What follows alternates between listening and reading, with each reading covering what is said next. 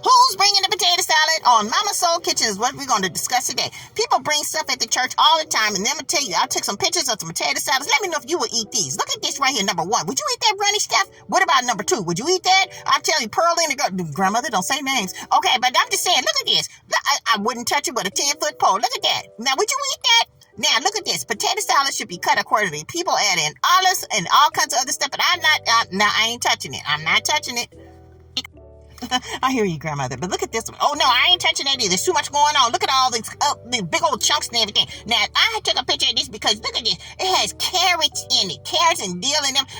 I'm not in no potato salad eating no carrots. What is wrong with people? But anyway, wherever floats your boat, rock it. But look at this. This has radishes in it. I ain't touching that either. Look at this right here. This looks too crazy, too healthy compared to me.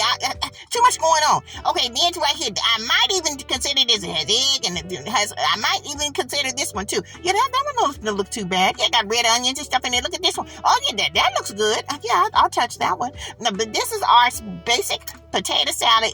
Everything is cut accordingly and perfectly, and then eat with your eyes first, everybody. Nice and creamy and thick, not runny. Okay.